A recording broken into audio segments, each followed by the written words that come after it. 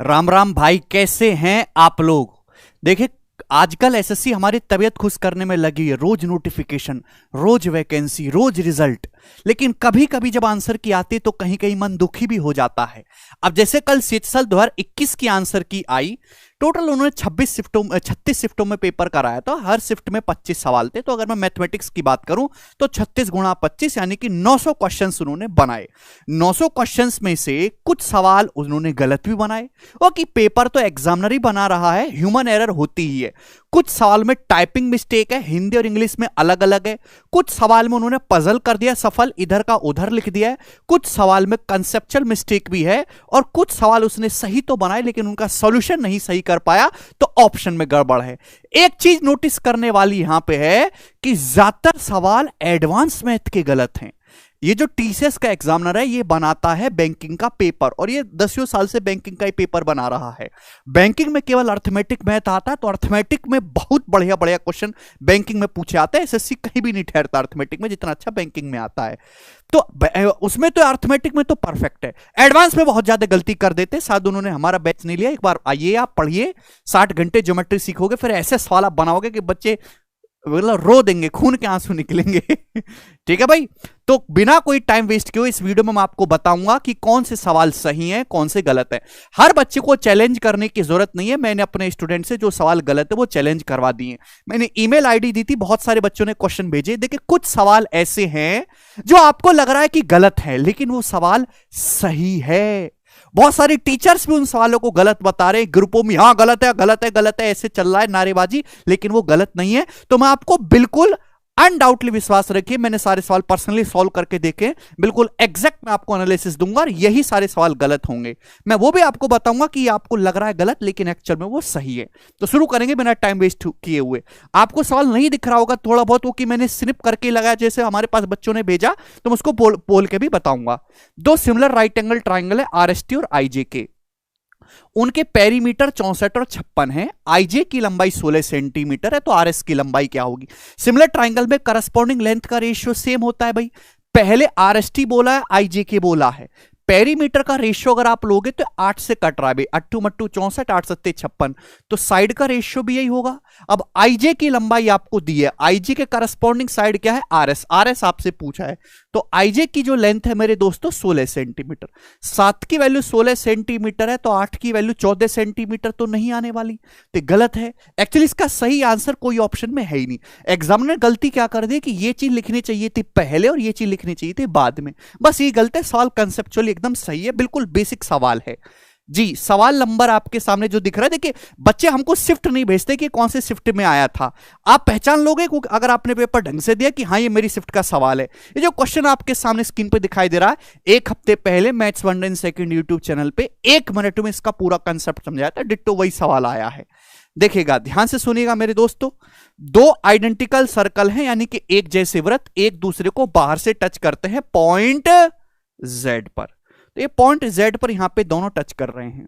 X Y direct common tangent है। Direct common tangent इस प्रकार से ये दोनों सर्कल को एक्स और वाई पर रेस्पेक्टिवली टच कर रही है। तो आपसे पूछा what is angle X Y Z, तो यहां से एक्स से जेड को मिलाएंगे, ये एंगल आपसे पूछा है मेरे दोस्तों, ये वाला। आंसर दे रखा है 90 डिग्री। एक्चुअली 90 डिग्री है ही नहीं सवाल का आंसर। देखिए, जब भी ऐसे दो सर्कल एक दूसरे को एक्चुअली टच करे, डायरेक्ट कॉमन टेंजेंट है, तो ये वाला एंगल 90 होता है। मतलब यहां पे एंगल एक्स जेड वाई होता तो 90 होता। अब इस सवाल का आंसर क्या है। अगर इस सवाल में मेरे प्यारे भाई जैसे यहां पे आइडेंटिकल सर्कल बोल दिया, आइडेंटिकल नहीं होते है ना, छोटे बड़े सर्कल होते, तो इस सवाल का आंसर होता ज्ञात नहीं कर सकते। केवल इतनी जानकारी होती कि राइट एंगल ट्राइंगल है। चूंकि आइडेंटिकल है तो राइट एंगल तो है ही, फिर ये समद्विबाहु भी बन जाएगा, तो उस हिसाब से फिर ये 45-45 डिग्री के एंगल बन जाते। बात समझे कि नहीं समझे।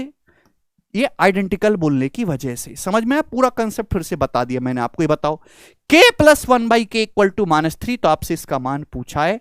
अलजेब्रा के काफी क्वेश्चन रॉन्ग बनाए, अगर आप ध्यान से देखेंगे k³ से आप डिवाइड करोगे तो k³ + 1/k³। देखो एक बेसिक सवाल तो ये बन गया, प्लस एक ये k⁴ + 1 को k² से भाग करोगे तो k² + 1/k²। तो दूसरा बेसिक सवाल ये बन गया। आप कंसेप्ट जानते हैं कि भाई अगर पानी लेना कि यदि x + 1/x t है तो x³ + 1/x³ क्या होता है, टी क्यूब माइनस 3t, भाई यहां पे -3 बोला है तो -3 का क्यूब मेरे दोस्तों, और -3 ये करेंगे तो -3 की जब -3 में गुणा होगी तो +9 आएगा। अगर x प्लस 1/x आपका t है तो x square plus 1/x square कितना आएगा, t स्क्वायर -2, तो -3 का स्क्वायर तो 9 होता है, तो 9 - 2 आ जाएगा मेरे प्यारे भाई। आप बोलोगे हाँ जी सर बिल्कुल सही। तो ये -27 + 18 -9 और -2, माइनस का 11 इस सवाल का आंसर बन रहा है यहाँ, जबकि -29 कह रहा है। यहाँ पे ये फॉर्मूला गलत लगा गए। फॉर्मूला ये होता है कि यदि आपका x प्लस 1/x किसी सवाल में कहीं दे रखा है और आपसे x³ + 1/x³ पूछा जाए तो k³ -3k होता है। अब यहाँ पे k की जगह ये कुल खुद -3 दे रखा है, तो -3 की -3 में गुणा करेंगे तो +9 आएगा। इन्होंने -9 कर दिया, बस ये गलती इनसे हुई है। ठीक है जी, तो सॉल्यूशन ठीक नहीं कर पाई। बताओ क्वेश्चन नंबर 23, ये सवाल भी गलत है। ये सवाल इस साल के सीजीएल में भी खूब पूछा गया है, इस तरीके से चेन बनाने वाला। कठिन सवाल बिल्कुल भी नहीं है, ऑप्शन इसके रॉन्ग है। आपसे पूछा इसका मान क्या, आपको सवाल दिखाई दे रहा है भाई, देखो ध्यान से, a + b × a - b, a² - b², यहां पावर 2, फिर 4, फिर 8, फिर 16। कमी किसकी है भाई, अगर मैं ऊपर नीचे k² -1/k² से गुणा कर दूं और मैं k² -1/k² से ही भाग कर दूं तो क्या मौज नहीं आ जाएगी। आप बोलोगे जी सर अब तो मौज आ गई, ऊपर बन गया पैटर्न। भाई ये प्यार करेंगे तो k⁴ -1/k⁴, प्यार आगे बढ़ेगा तो 8, फिर आगे बढ़ेगा तो 16, फिर आगे बढ़ेगा तो 32, कुनवा बढ़ता जा रहा है तो k⁴ -1/k⁴ आएगा ऊपर, लेकिन नीचे k² -1/k² आना चाहिए था। यहां पे ये दे रखा k + 1/k, जो कि कंप्लीटली रॉन्ग है। This is not the correct answer. ये बताओ सवाल नंबर जो आपके सामने दिखाई दे रहा है ये परसेंटेज का क्वेश्चन है, हिंदी इंग्लिश मैंने दोनों में लगाया है सवाल, दोनों ही सवाल बच्चों ने भेजे। सवाल ठीक है ये, लेकिन इसकी लैंग्वेज को थोड़ा क्लियर कह के बोलने की जरूरत है, थोड़ा और अच्छी तरीके से लिखना चाहिए। ठीक है भाई, सवाल दिखाई दे रहा है क्या, देखो।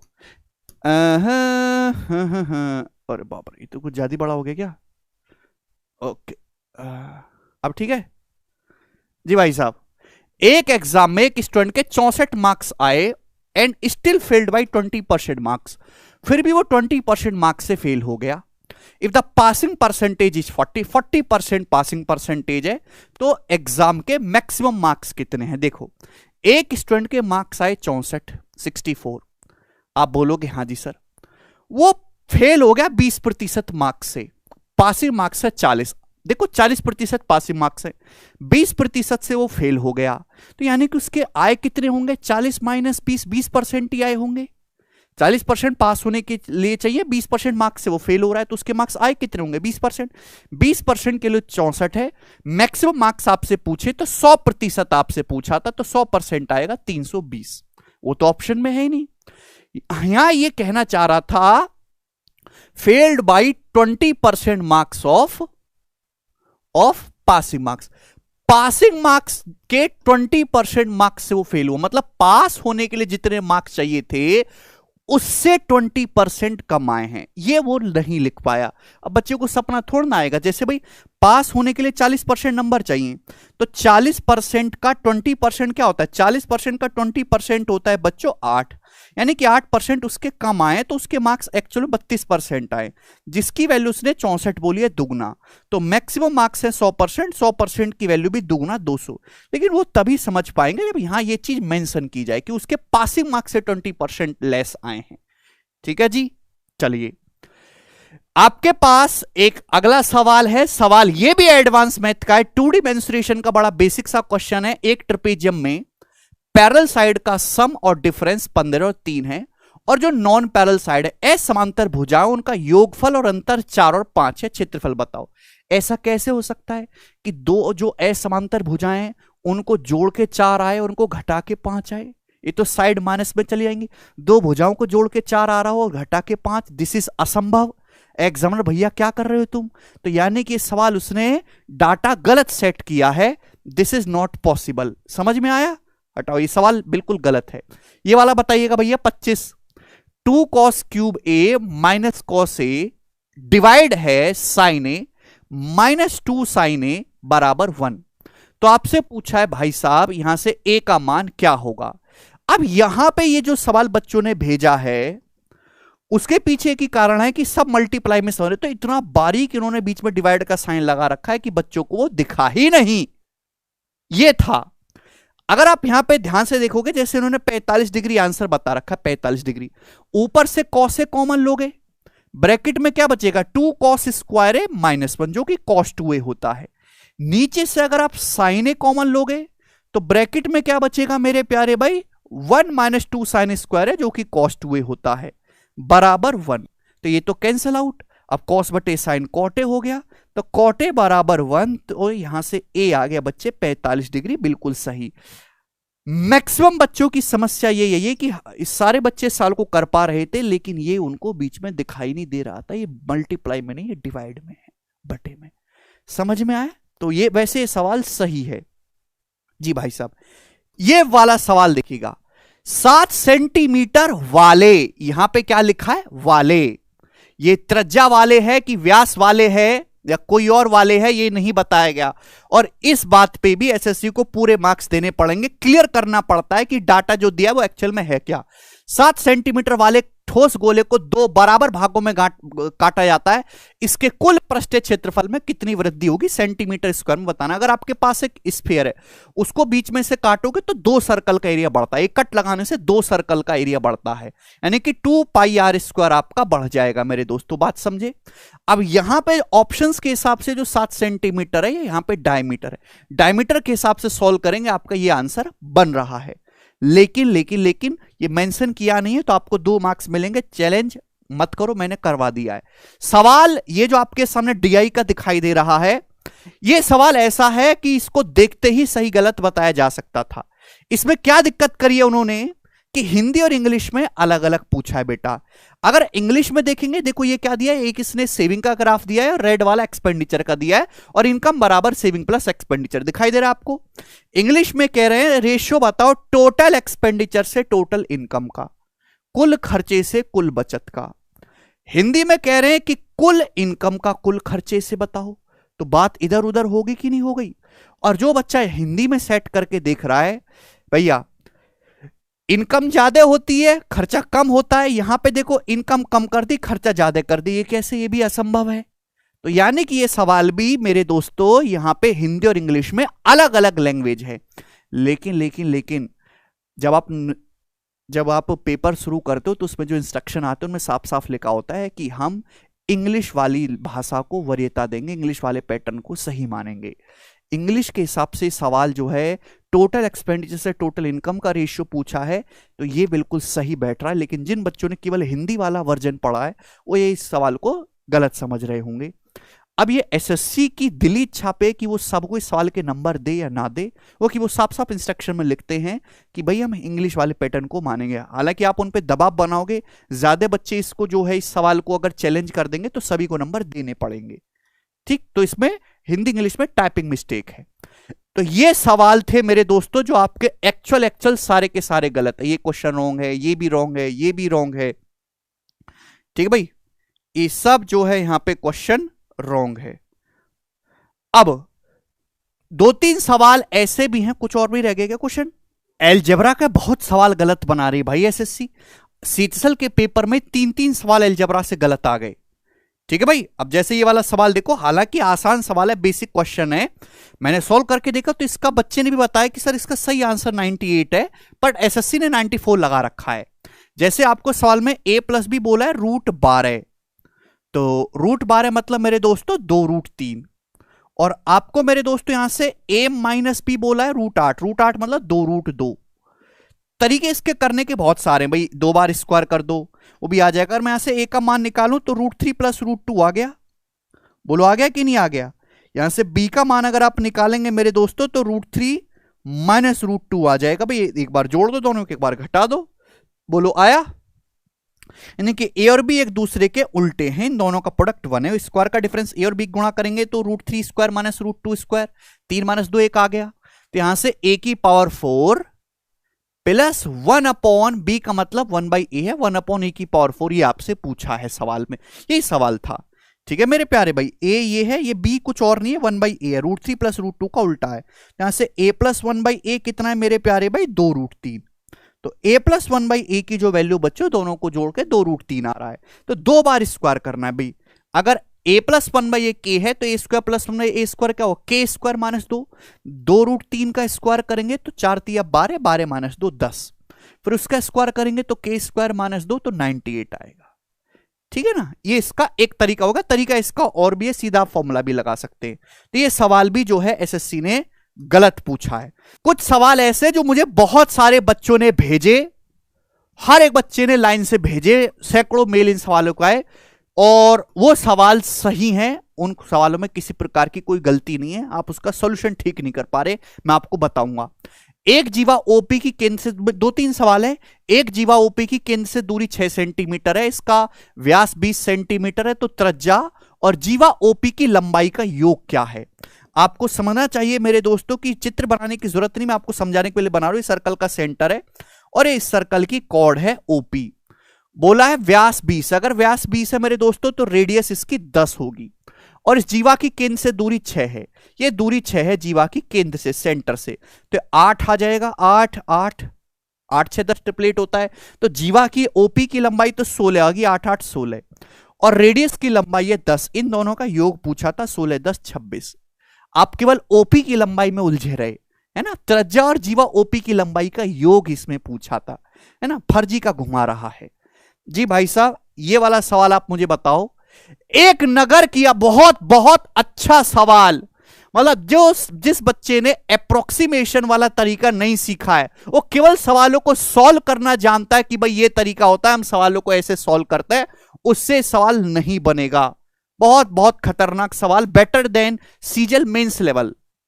एक नगर की आबादी 5 साल में 1 लाख से 2.5 लाख हो जाती है, तो आप बताओ प्रति वर्ष आबादी की अनुमानित संयोजित प्रतिशत वृद्धि कितनी है। देखो अगर 1 लाख से मेरे दोस्तों 2.5 लाख हो रही है, तो यानी कि बढ़ा कितना, 150% 5 साल में। अगर 5 साल में 150% बढ़ रही है आबादी, तो हर साल अप्रोक्स कितने % बढ़ रही है, अप्रोक्स अनुमानित पूछा है, तो 30 तो नहीं होगी। मतलब मुझे यहां पे क्या निकालना है, सक्सीव इफेक्ट। 30 का 5 बार सक्सीव करेंगे तो 150 से ज्यादा आ जाएगा ना। 40 40 40 40 40 का भी 5 बार सक्सीव करेंगे 150 से ज्यादा। 10 का 5 बार सक्सीव करेंगे तो 100 भी पहुंच जाए, बड़ी बात है। ये भी नहीं होगा मेरे दोस्तों, तो 20 बचा। अगर आप 20 20 20 अप्रोक्स आप सोच सकते हैं, अदरवाइज ऑप्शन से सवाल सॉल्व हो गया। 20 20 20 20 20 का 5 बार सक्सीव करें। आप कहोगे सर कैसे करें, रेशियो भी नहीं बताना। देखो 20 20 20 का जो होता है वो 72.8% होता है मेरे प्यारे भाई, ठीक है ना। 20 20 ये स्टैंडर्ड डाटा याद है, हमें सीएम में पढ़ते 20 20 का 44 होता है। तो अगर मैं इन दोनों का सक्सीव देखूं, एक्स और वाई का सक्सीव क्या होता है, x + y + xy / 100। भाई इन दोनों का सम क्या आएगा, 73 मान लेते हैं इसको। अभी 73 क्या, 75 भी मान लेंगे, चलो 73 + 44 कितना आएगा, 3 4 7 है भाई। और ये आपका 117 + xy / 100। 72.8 को थोड़ी देर के लिए 75 भी मान लो, तो 75 × 44 / 100, तो 25 या 75, 25 चौका 100, 4 से 44 11 बार, तो अप्रोक्स ये 150 नहीं आ रहा है। 117 में जब 33 जोड़ेंगे लगभग 150% आ रहा है। यानी कि अगर 5 साल में आबादी 150% बढ़ रही है, तो इसका मतलब हर साल आपकी आबादी अप्रोक्स 20% बढ़ रही है। ये सब करने की कोई जरूरत नहीं थी, मैंने आपको समझाने के लिए करा है, केवल ऑप्शन से सवाल जल्दी सॉल्व होगा। तो सारे बच्चों ने मुझे भेजा this question is completely right. ये सवाल भी बहुत सारे बच्चे भेज रहे सर गलत है, गलत है। बिल्कुल गलत नहीं, एकदम सही है।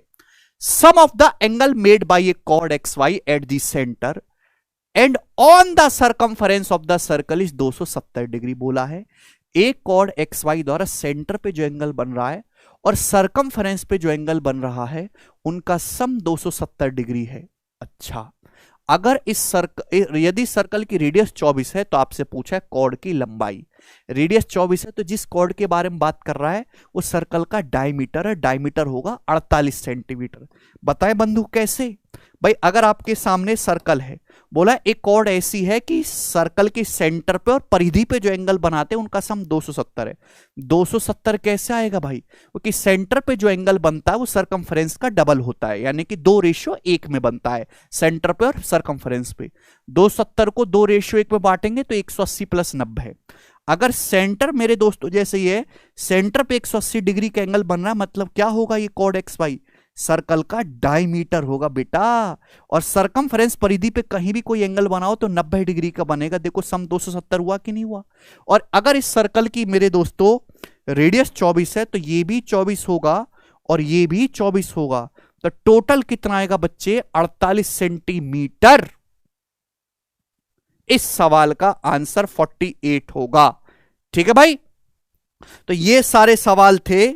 8-10 क्वेश्चन ऐसे हैं जो गलत हैं। तो एसएससी इतना फास्ट प्रोसेस कर रही है, सब कुछ टाइम से हो रहा है या टाइम से पहले हो रहा है, उसके लिए एसएससी को तालियां, और ऐसे गलत सवाल देने के लिए थोड़ी सी गालियां। ठीक है भाई, तो इसके अलावा आपको और कहीं भटकने की जरूरत नहीं है, सब कुछ मैंने इस छोटी सी वीडियो में करवा दिया है। ठीक है भाई, चलिए, अगर इसके अलावा आपको एक और सवाल गलत मिल जाता है मैथमेटिक्स में, हालांकि कोई उम्मीद नहीं है, तो आप मुझे भेजिएगा, मैं उसको अपने सोशल मीडिया पे सॉल्यूशन करके डाल दूंगा।